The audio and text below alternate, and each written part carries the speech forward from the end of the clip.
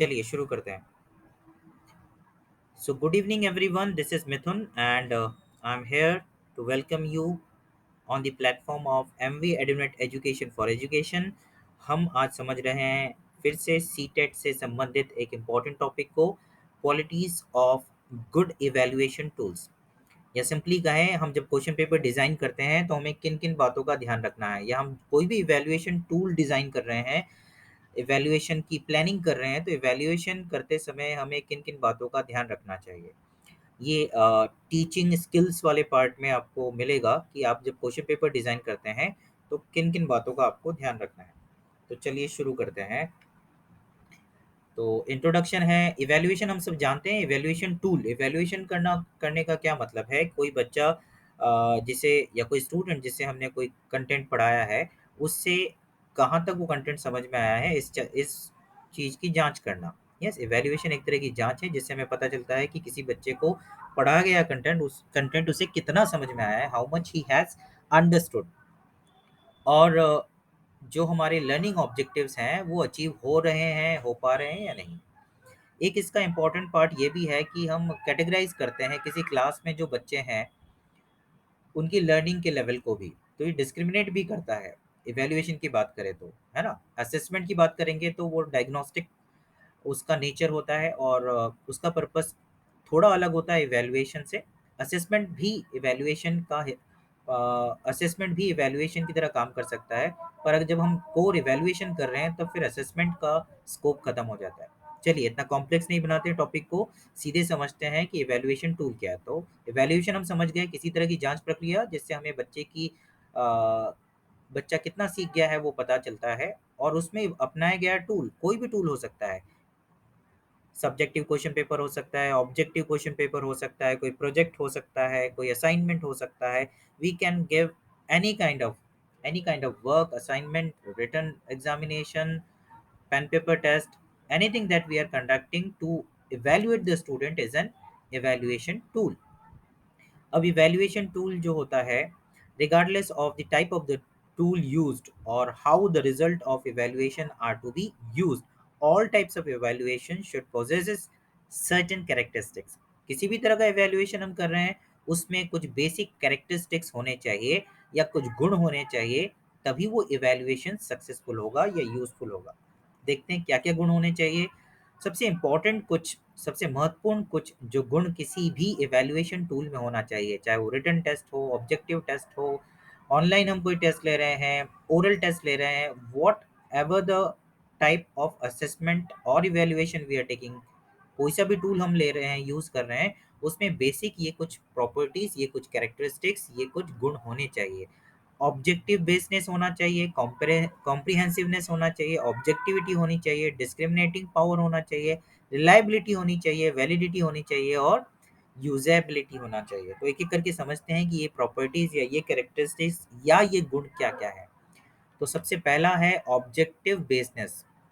Each item, मतलब किसी भी क्वेश्चन पेपर का हर एक item should have well defined predetermined criteria और objectives behind it. No doubt, अगर हमने कोई क्वेश्चन दिया है किसी भी क्वेश्चन पेपर में, उस ये क्वेश्चन पेपर का कोई भी आइटम हो, उसका एक प्री डिटरमाइंड ऑब्जेक्टिव होना चाहिए, उद्देश्य होना चाहिए कि वो प्रश्न पूछकर हम क्या जानना चाह रहे हैं, है ना, हम क्या समझना चाह रहे हैं या बच्चे से हम क्या अपेक्षा रख रहे हैं इस प्रश्न के उत्तर में या इस पर्टिकुलर एक्टिविटी के रेस्पॉन्स में।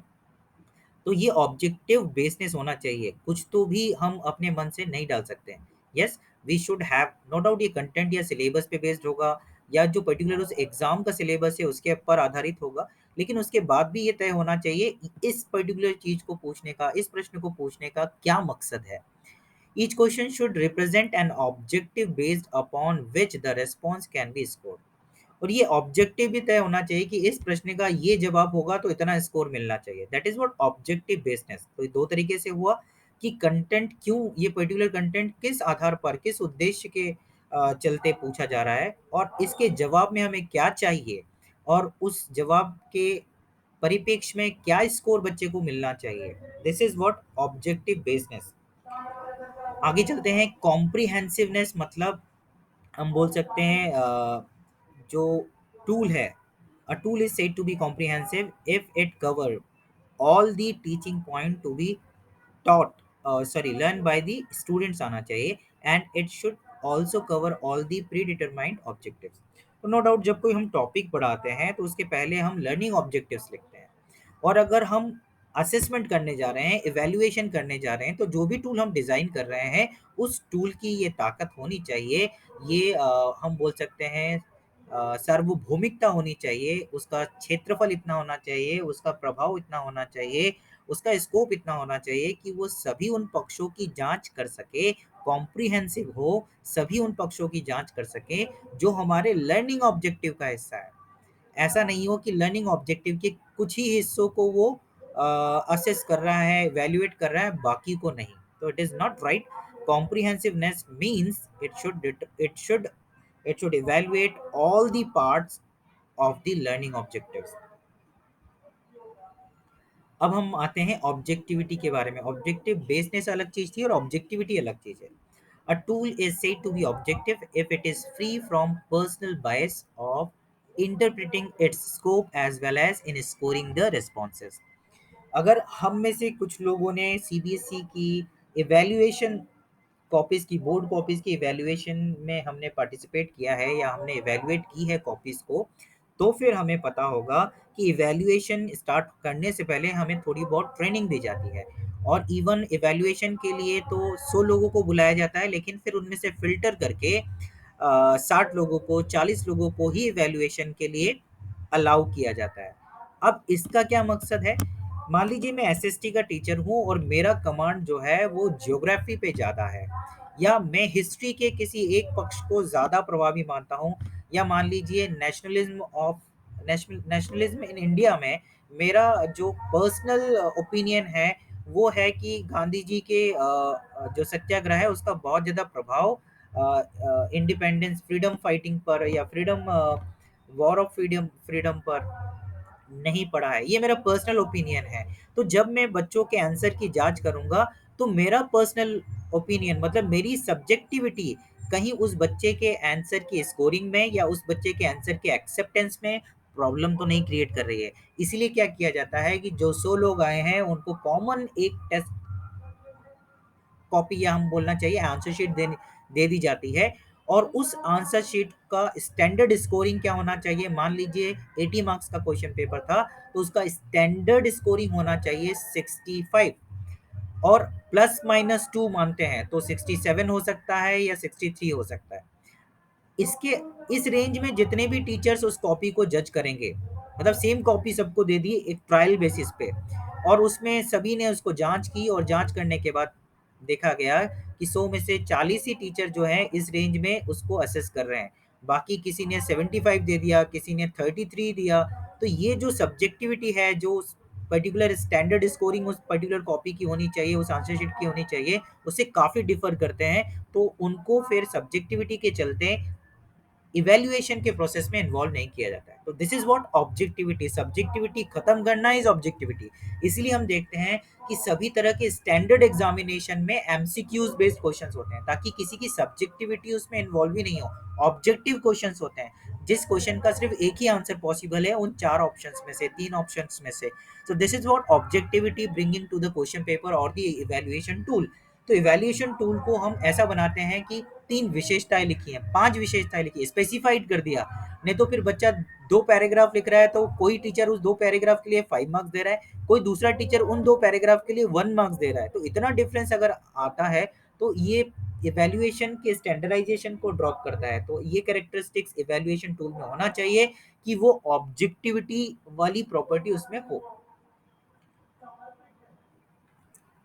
डिस्क्रिमिनेटिंग पावर, जो मैंने कहा कि कोई भी इवैल्यूएशन प्रोसेस जो है या इवैल्यूएशन टूल जो है उसमें ये ताकत होना चाहिए कि वो क्लास के बच्चों को डिवाइड कर दे। मतलब जैसे मैथ्स का पेपर है तो नो डाउट हर एक क्लास में हर एक बच्चा मैथ्स में परफेक्ट तो नहीं होगा, कुछ परफेक्ट होंगे, कुछ थोड़ा प्रॉब्लम होता होगा कुछ बच्चों को, और कुछ बच्चों के साथ मैथ्स का इशू होता होगा। तो नो डाउट जब ऐसा इवैल्यूएशन टूल हम इम्प्लीमेंट करें जो वाकई में इन तीनों ही ग्रुप को या चौथे ग्रुप को भी क्लास में डिस्क्रिमिनेट कर दे, अलग अलग ग्रुप्स में रिप्रेजेंट करने लगे, तब तब इस क्वालिटी के क्वेश्चन पेपर को हम बोलेंगे discriminating power of the question paper और द इवेल्युएशन टूल। अब जरा इसको समझिए कि अगर कोई क्वेश्चन पेपर बहुत ज्यादा टफ होगा तो क्या होगा, सिर्फ अबव एवरेज या सॉरी ब्रिलियंट स्टूडेंट्स ही उसको सॉल्व कर पाएंगे। तो हमें सिर्फ ब्रिलियंट वाली कैटेगरी और नॉन ब्रिलियंट वाली कैटेगरी ही समझ में आएगी इस तरह के टेस्ट पेपर से। इसको पलट लेते हैं, बहुत इजी टेस्ट पेपर हमने बनाया तो फिर सारे बच्चे उसे सॉल्व कर देंगे, then we won't be able to discriminate the group of students. तो इवैल्यूएशन टूल का ये इंपॉर्टेंट फीचर है कि वो किसी क्लास में जितने भी बच्चे हैं उनको अलग अलग कैटेगरी में उनके लर्निंग लेवल के आधार पर, उनकी कैपेसिटी के आधार पर, उनके परफॉर्मेंस के आधार पर अलग अलग कैटेगरी में डिवाइड कर देता है। This is discriminating power. और जब बहुत इजी या बहुत डिफिकल्ट क्वेश्चन पेपर आता है तो ये डिस्क्रिमिनेटिंग पावर को रिड्यूस करता है। तो क्वेश्चन पेपर में कंटेंट ऐसे होने चाहिए जो बिलो एवरेज, एवरेज और ब्रिलियंट, ये तीनों ही कैटेगरी है, या अबव एवरेज कहा जाता है जिनको, इन तीनों ही कैटेगरी या चौथी भी कैटेगरी हो तो इन चारों ही कैटेगरीज को आइडेंटिफाई करवा सके, रिकग्नाइज करवा सके।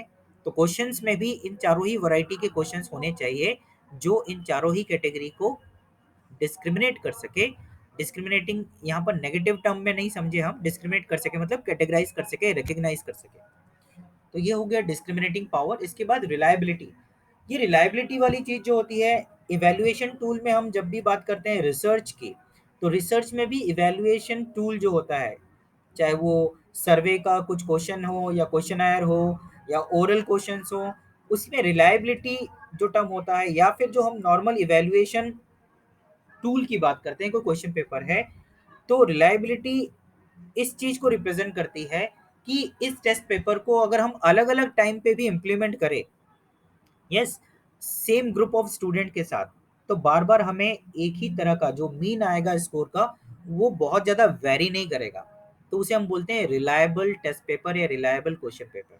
Yes, reliability refers to the consistency with which the tool can be measured desired criteria. तो फिफ्थ क्लास में आज हमने टेस्ट लिया, मैथ्स का पेपर था मान लीजिए, आज हमने टेस्ट लिया फिफ्थ क्लास में, और जो मीन आया स्कोर का वो आया है, आउट ऑफ 80 पेपर था और 62 आया है मान लीजिए मीन सभी के स्कोर का।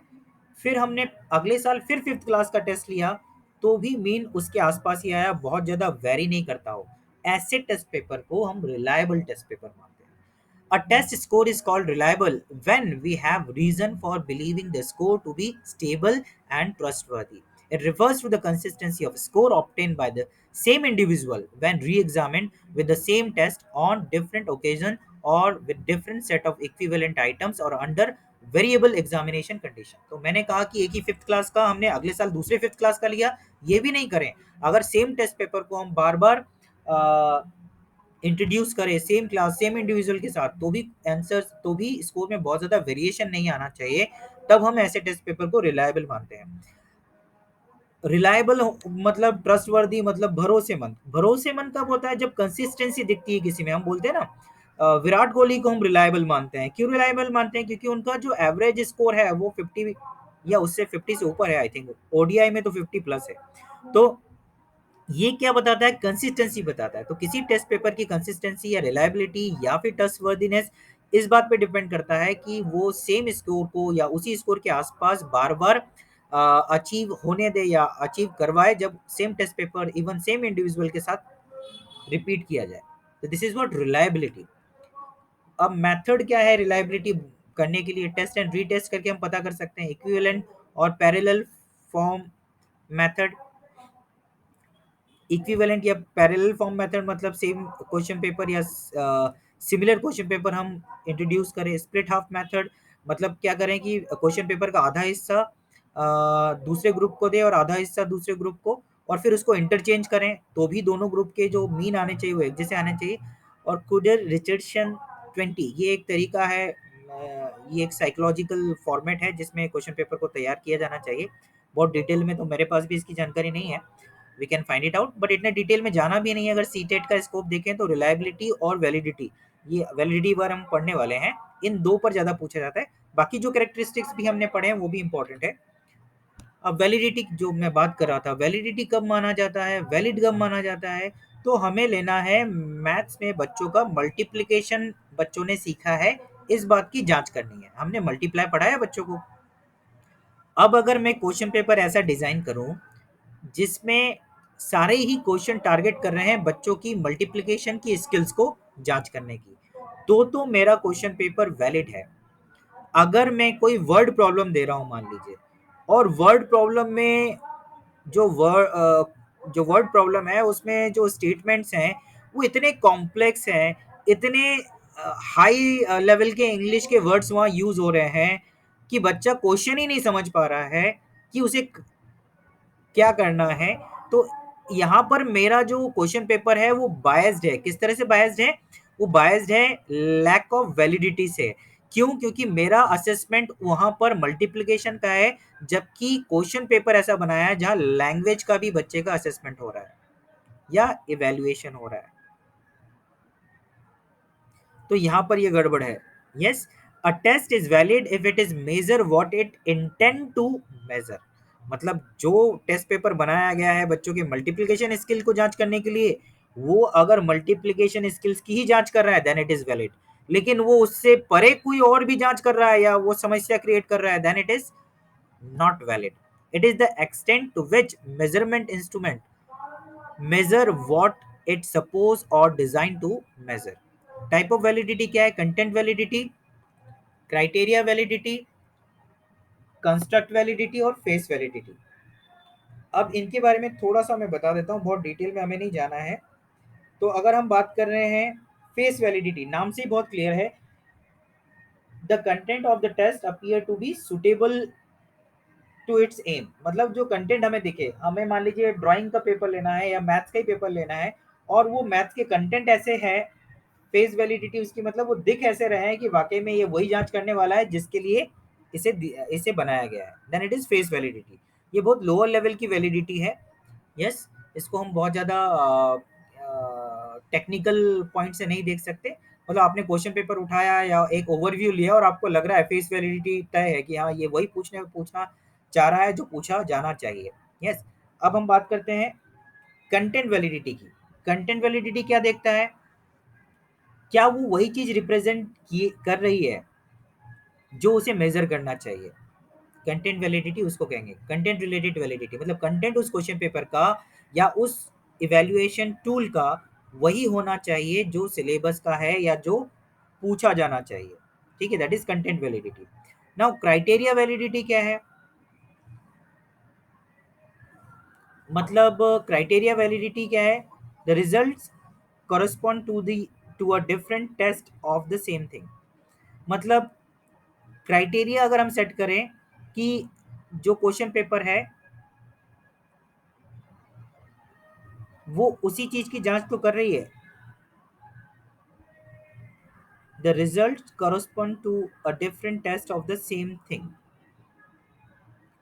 जो हमारा रिजल्ट आ रहा है, कहना यहाँ ये चाह रहे हैं कि जो हमारा रिजल्ट आ रहा है क्राइटेरिया वैलिडिटी में, मान लीजिए हमने एक टेस्ट पेपर से टेस्ट लिया जो हम जांच करना चाह रहे हैं कि इस टेस्ट पेपर की क्राइटेरिया वैलिडिटी है या नहीं, और फिर दूसरे टेस्ट पेपर से कोई स्टैंडर्ड टेस्ट पेपर हमारे पास है उससे जांच करें, तो जो हमारा टेस्ट पेपर है उससे स्कोर जो आ रहा है, मीन जो आ रहा है वो आउट ऑफ 170 आ रहा है, और जो स्टैंडर्ड है उसका टेस्ट लगा रहे हैं। मान लीजिए ग्रामर का ही कोई टॉपिक ले लीजिए, हमको बच्चों का टेंस का टेस्ट लेना है, टेंसेस का, और हमने एक टेस्ट पेपर बनाया और उस टेस्ट पेपर से टेस्ट लिया। आउट ऑफ 100 जो बच्चों का स्कोर आया है, मीन जो आया है, एवरेज जो आया है वो है 71। और जब हमने स्टैंडर्ड टेस्ट मतलब सिक्स क्लास के बच्चों का टेंसेस का टेस्ट है उसका स्टैंडर्ड टेस्ट पेपर लिया और उससे जांच की, तो अब हमें क्या मिल रहा है? अब हमें मिल रहा है कि स्कोर तो सिर्फ 35 आ रहा है। तो इतना डिफरेंस अगर आए तो हम क्राइटेरिया वैलिडिटी में फेल हो जाएंगे। यस, तो this is what criteria related validity. तो हम कंटेंट समझ चुके हैं, हम क्राइटेरिया समझ चुके हैं, हम फेज समझ चुके हैं। Now construct validity. Construct validity में ये ध्यान रखा जाता है या ये इस बात की जांच की जाती है कि जो टेस्ट पेपर बनाया गया है वो उसी कंसेप्ट के बारे में पूछ रहा है जो कंसेप्ट पढ़ाया गया है। इन चारों को एक बार और देख लेते हैं। फेस वैलिडिटी, भाई इवैल्यूएशन टूल जो है वैसा दिखना चाहिए कि ये उसी चीज की जांच करने वाला है जिस चीज की जांच करनी है। फिर हमने समझा कंटेंट वैलिडिटी, ये सिलेबस के पेरी पेरी में होना चाहिए। क्राइटेरिया वैलिडिटी, ये टेस्ट पेपर जो है स्टैंडर्ड टेस्ट पेपर के स्कोर को मैच करना चाहिए इस टेस्ट पेपर का स्कोर। कंस्ट्रक्ट वैलिडिटी ये बताता है कि वही कॉन्सेप्ट पूछे जाए जो कॉन्सेप्ट पूछे जाने चाहिए, है ना। सिलेबस में तो जरूर आएगा लेकिन कंसेप्ट में भी बहुत डीपली हम नहीं चला जाए। जैसे हम फोटोसिंथेसिस हम सिक्स्थ में भी पढ़ते हैं, हम ट्वेल्थ में भी पढ़ते हैं, तो ट्वेल्थ में जिस डेप्थ में जाना चाहिए वो सिक्स्थ में ये नहीं जाएंगे। तो कंसेप्ट वैलिडिटी का मतलब कंसेप्ट का वही रेंज होना चाहिए जो रेंज पूछा जाना चाहिए। This is what validity of a question paper. अब usability should consider administration of the test, scoring procedure, number of questions and economy।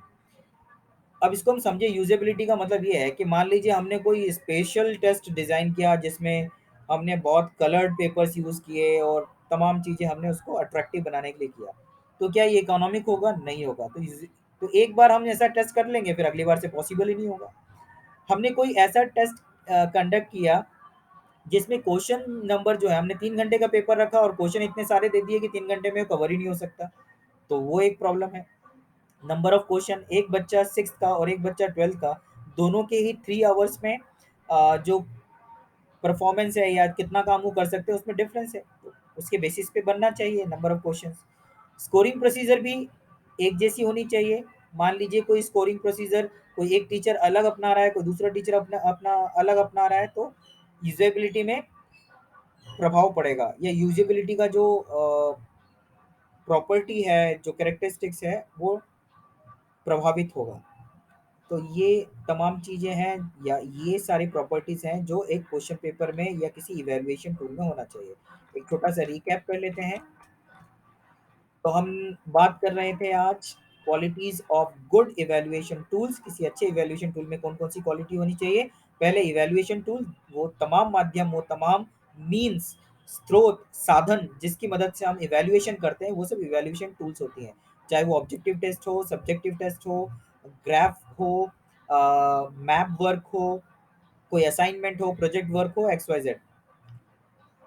अब किसी भी टूल की क्या प्रॉपर्टीज होनी चाहिए? तो ये सारी प्रॉपर्टीज होनी चाहिए सभी टूल्स ऑफ इवैल्यूएशन में।